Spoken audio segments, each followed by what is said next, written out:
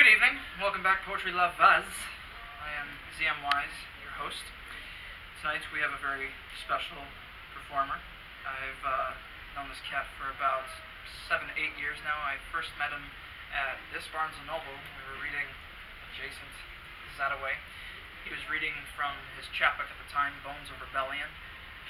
He is also the author of such books as Unutterable Blunders and Palace Disasters, Ceaseless Grease Paint and Combat Stance, Pearls of Passion, Pleadings from the Pleiades, Dormant Volcano by Weasel Press, Mr. Karma by TZ Press, and now he'll be reading from his newest book, Life Expectancy.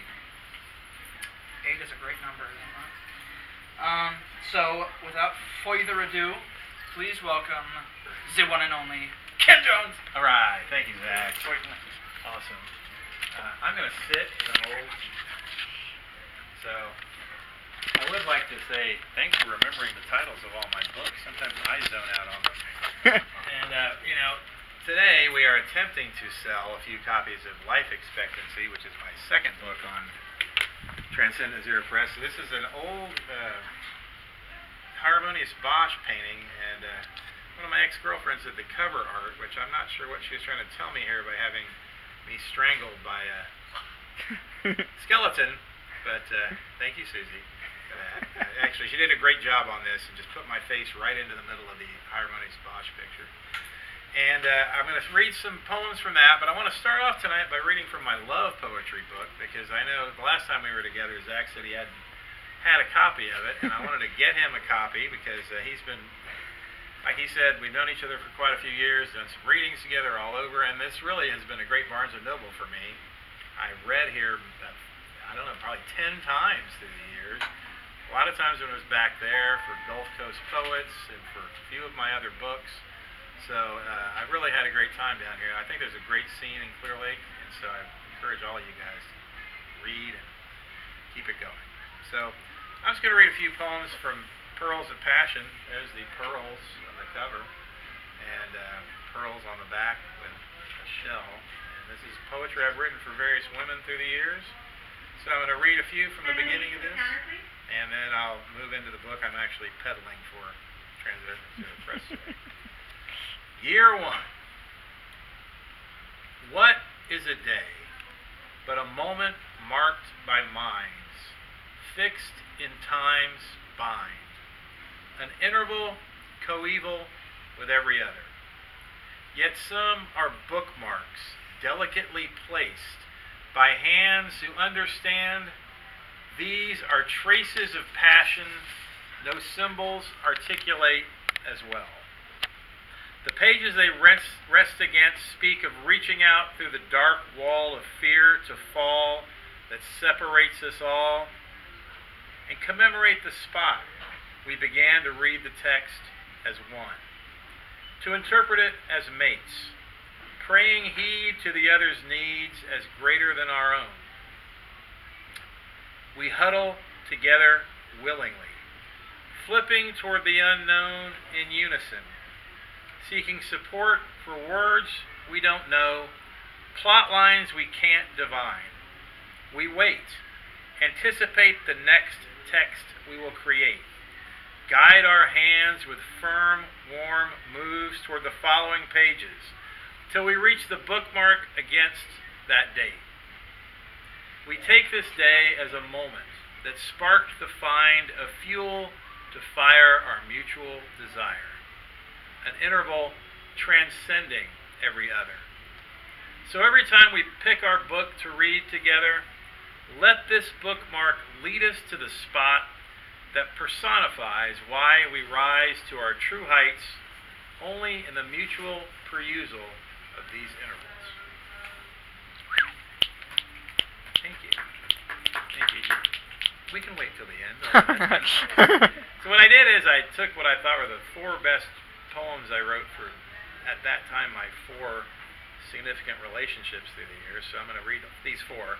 So that was my law school girlfriend. It's my college girlfriend. Peaks of Passion. Royal Highness, purple passion floods my eyes as you glide by. Supernova smiles you flash, and I arise and feebly try to pour my boiling heart through arms which bubble at the chance to touch your soft straw hair, wet and warm, that next my kisses comb and brush.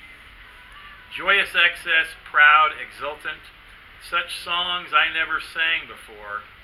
Now new wonders climb triumphant, peaks of love left to explore.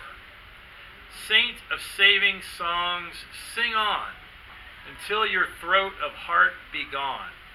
I pray these days are never past, till our palettes paint their last portrait of supreme contentment, posed in wigs of gray excitement.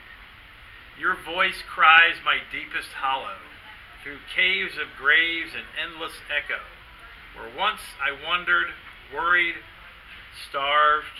Your understanding hands have carved a colossus to stand guard over our heart's final harbor. But of course it wasn't my heart's final harbor, so the next poem is for the woman who did the cover of this book. So enjoy the ride into unknown moments. There is a slow rolling train coming. We are caught in its tracks. Its rhythm, though foreign to us now, awaits to rise us to ecstatic heights with tomorrow's travels. The station is empty, but for the two of us. We leave our baggage at the boarding platform, happy to forget. All we need here is what we can carry in the spaces of our spirits and our bare skins. We slip into our seats, sometimes off of them, but the rhythm gathers strength as the tracks slowly advance, till we are speeding by forests, fields of flowers, too fast. The plants can't have time to answer our caring. And we have only this time we live, these newly born, unalone moments. And my last love poem for the evening, because there's not much love in this one. Nature, beauty, and you. I have been waiting for you to brush thrice across me. A spring sun painting vivid red. My Indian goddess, the beauty of your nature rises in your eyes like paintbrush wildflowers. I have been hoping to flash a fresh smile across your soft face. A silent morning echoing vast happiness. My Welsh princess, the nature of your beauty honeycombs in your voice like wild bird song. I have been praying for unstoppable strength to flow between us. A full moon magically illuminating the dark night. My divine lover, nature, beauty, and you. Thrice across my tired life, reviving my spirit. So that's Pearls of Passion. And there are many more love poems in here. If anybody needs some love poems, I can catch you a deal. Now, oh, by the way, I should announce what happened to my hand. I was throwing some salmon into a wok a few weeks ago, and I had some olive oil on it, and it sprayed back onto my wrist. I got second-degree burns on my wrist. First-degree burns on my palm, so I'm keeping it covered, but it's healing, and I'll be fine. I can still play the piano. Yeah. The nurse told me. Eventually. But anyway, so this is the other book that I'm going to read some poems from, and this is what I wrote back when I was in college and graduate school. So I know I heard some people talking about graduate school and college. This is Life Expectancy is the name of it. This is actually, I usually make an announcement, it's for the Dustin Pickering Relief Fund. Read for his books, but since he's not there tonight, I will keep it for myself. And, you know, like I said, I'll cut some deals, so we'll work it out if anybody's interested at the end. So I'll read some poems from this. Start at the beginning. Organic inertia. Pinned against the ground's division of movement and stasis into a constant flux where one looks for signs of reason in quivering green photosynthesis machines, pumping waste at a gaseous expanse, which coalesces as a cover on the earth, an orphaned child. The carbon hominids fret at their diurnal need for urinals, pair bonding, and dead animals, where death haunts every birth and creation is destruction. Aloft within the sky's dissection of void and alloyed cells, uncertain residents of terrains and oceans, and all manner of interminglings between, sustaining the vacuum's voracious affirmation that what lives it gives its tiny impetus. Techno-Homo sapiens flies in triumph at Olympian heights, blissfully dismissing the primal's time bomb tick. For death haunts every birth, and creation is destruction.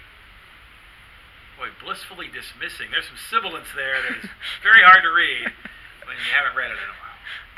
All right. So I'm going to read a few that may relate to our current situation, although I'd say like graduate school. So this is for all the professors I hated. And then when I became a professor, I try not to be that that person. And I tried to be a cool professor, but occasionally you have to do what you have to do. But this is for all the pompous professors I had who, I don't know what was wrong with y'all, but this is called knowledgeable idiots. So this is for all your professors. Oh yeah, they're out there. The pedagogue pores over ancient texts, preserved detritus to dissect. The hand-scratched echoes of vocalizations become visual representations, molded through repetition into utilitarian constellations of descriptions and abstractions. So these little letters, bloated with significance, become his obsession, to the point of proudly yielding relevance to only his or her inspection. The expert reveling in the greatest thrill to possess, flouting erudition he forgot to process. So that's when I really thought I wasn't going to become a professor, and then I realized, well, it's a pretty damn good job when you think about it. Anyway, I was watching a little kid running around on the floor. A friend of mine had a baby, and this is for this baby. Many years ago, it's probably now y'all's age, I don't know. Innocent piss. Failure to crawl for the small child signifies all. The lack of locomotion breeds bad emotion. He grimaces at the waist. Hear him scream. Wah! He knows only his needs. Nutrients for his nuclei. My random visual stimuli pacifies. But we all fear to die. We all fear to die. Yeah, I always got to throw in that. Got to throw in the negative at the end. Let's see here. Oh, this is a good contrast to my love poetry. This is when the woman I wrote the second poem that you heard earlier, when she and I were breaking up. So this was I wouldn't call it a breakup poem, but I did call it The Established Couple. As solitary as a nun's DNA, we kneel in these putrid pews, out of habit, nude, as two tropical castaways, bored with each other's company. We know all we need to know, so we act blank. Uncomfortably stuck in love's elevator, a long drop from the top, or any heavenly reach. Your hand's touch makes my flesh retch and twitch in undulating repulsion. You are sick of it too, you say. So you piss in the pew and stain the hymnal with frustration. I really wasn't that against her. We've reconciled as friends, of course. And I seem to have a lot of urine in this book. I don't know what's going on there. But, all right. So, I'm going to find a couple more. I got rained on. I was sitting in the UT quad, or what passes for, if you go to the 40 acres. I was sitting by Parlin, which is the English building, and I used to write poems. It's a true story. I was the same year as Michael Dell, and I'd go sit under this tree and write poetry. We'd walk by, people say, hey, that guy's building a computer in his dorm. And I'm like, oh, wow, how cool. Of course, he became Michael Dell, and I'm still writing poems under trees, so maybe I chose the wrong profession. But regardless, I remember distinctly writing this because the rain actually appears in the poem. It's called The Raining Monarch. Let the soft drops sprinkle tingling touches on the random exposed appendages of my body. Let the ants scurry on cement and concrete, eager to escape the growing liquid tapestry. Let the twisted tree reach dystrophic limbs toward a sky, providing life and the only mystery. Let the water not stop falling, for I refuse to rise and fall. The breath of my chest may heave a convulsive accordion accompanying these thoughts, but breath and thought do not make me believe what I know has never been and is not. So, getting rained on in college is always cool. And I'll leave you with a couple more here. So this one was I was trying to cheer everybody up. I was a very depressed guy back in my youth, actually. I was nothing like I am now. Normally nowadays I laugh and I have a good time, but I was a very serious young man. And so I was attempting to deal with my mental problems probably by writing. This is called A Little Like Hilarity Hall. Laugh! Let it out! Chuckle, cackle, giggle, guffaw! Alleviate anxiety. Drain depression. Emotional expression never hurt anyone. Carry a smile and the smile carries you. Biofeedback works. Sense pleasures are a fingertip away. Don't allow your heartfelt touch to decay. You are happy. You are good. Your life has meaning and order. Of course, I didn't really believe that. All right, so I thought it was all random. In fact, no. Well, I do believe in something. Yeah, I've kind of gotten into the higher power. My current theory on God is, how Neil deGrasse Tyson, about him? You've ever read him, the physicist? Yeah, he's got this thing that we all live in the Matrix. Okay. And there's kind of the current cutting edge physical research indicates that, there really is no beginning or end of the universe. The Big Bang is a fraud. And we may very well just be played by interdimensional beings or unknown creatures. I like to liken it. One time I was telling this to somebody. I said, it's like God is a kid in his room playing video games, and we're like the spilled Coke. So, that has nothing to do with this poem, of course, but that's what I believe now. So, if you wonder how we got to our current political situation, this poem is for you. The Great Apes of History. All primates make political alliances. It's true. If you don't believe me, read the histories. The great apes especially shine. Their lives, their loves, their visions beyond prosimian kind of make up the story.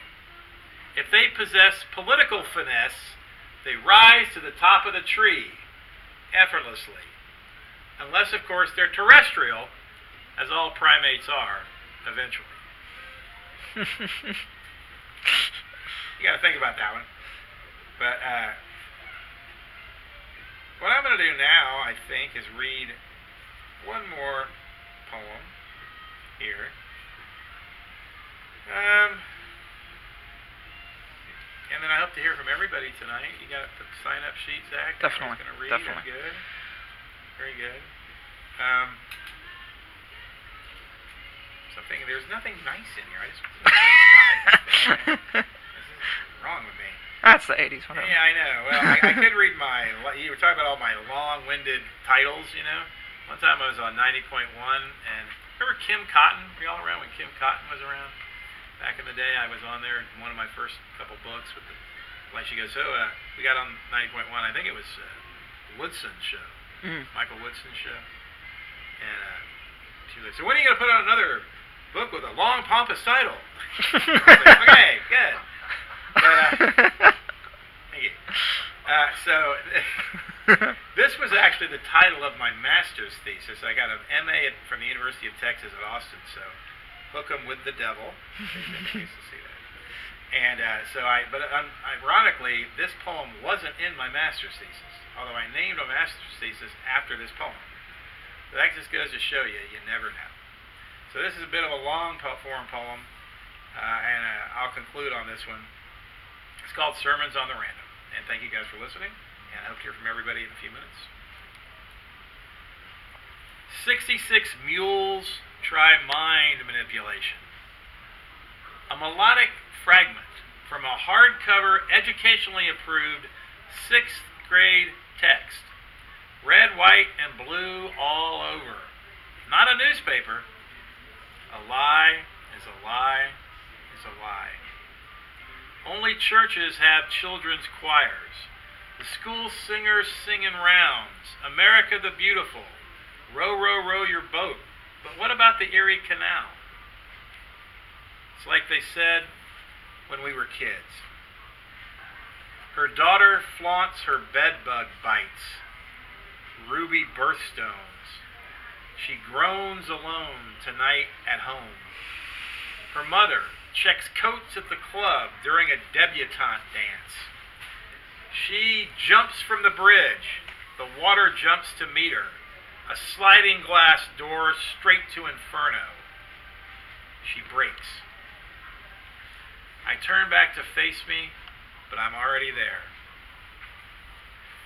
A melancholy, brooding, pompous lad, often calmed by evening, half drunken, blind with rage, who in his own opinion had fried his mind when the light of knowledge shined off the pavement through the glass, magnified 1,000 times.